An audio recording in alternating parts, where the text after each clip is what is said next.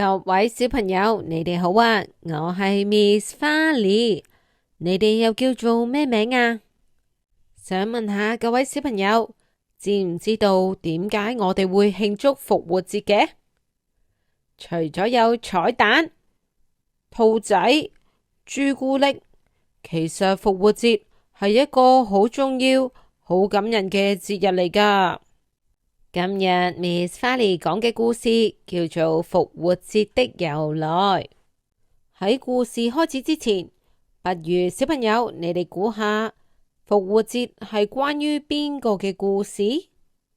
係關於耶穌，定係關於兔仔呢？冇錯啊，係關於耶穌啊！你哋知唔知耶穌係邊個？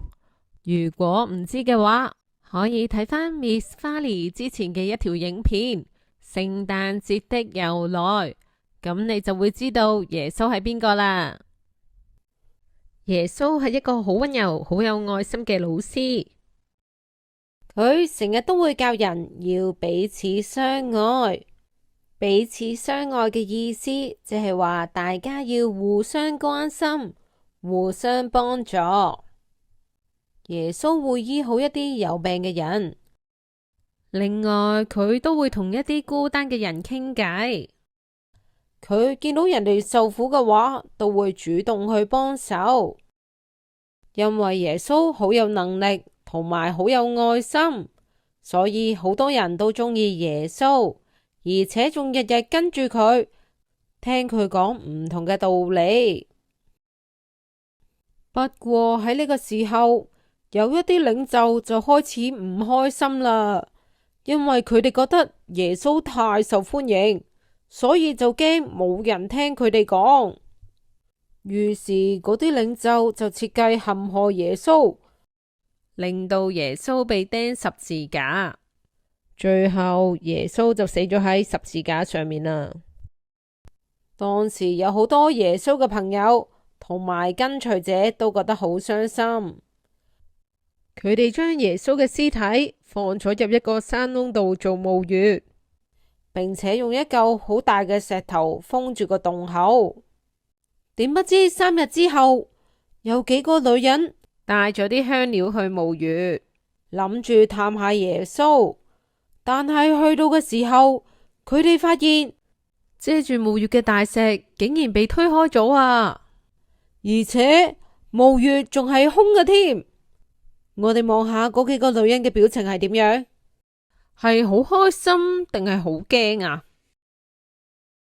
係啊，佢哋當然覺得好驚，因為唔知道發生咩事。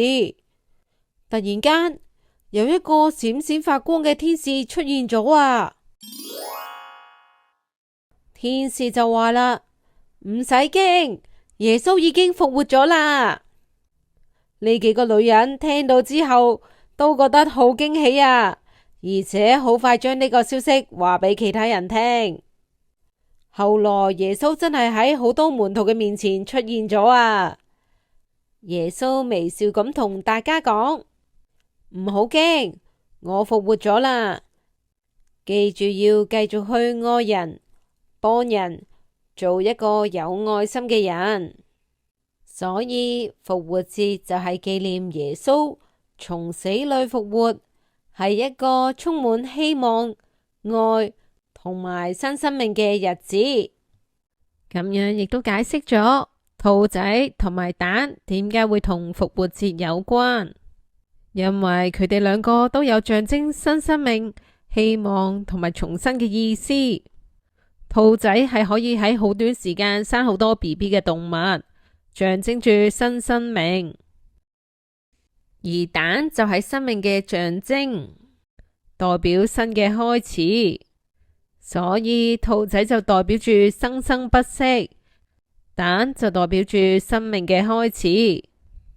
佢哋都好適合用嚟代表復活節。今日嘅故事就講完啦，不如等 Miss 花梨考下你哋有關於呢個故事嘅問題啦。第一題，耶穌被釘咗喺邊一度呢？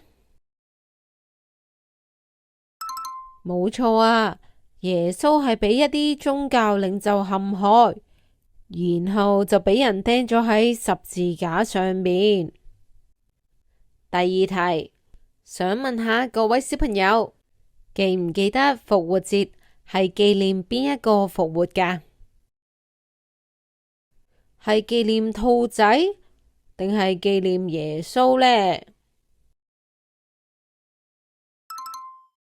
冇錯啊，復活節係紀念耶穌復活㗎。小朋友，你哋都有好留心咁聽故事喎，Miss 花妮都好欣賞你哋啊。最後，希望各位小朋友都可以彼此相愛，互相幫助。另外，都希望各位小朋友可以好好咁善用你哋嘅復活節假期啊。今日嘅時間又差唔多啦。如果鍾意 Miss 花妮今次分享嘅故事，記得俾個 like、訂閱同埋分享俾身邊嘅朋友啊！我哋下次再見，拜拜。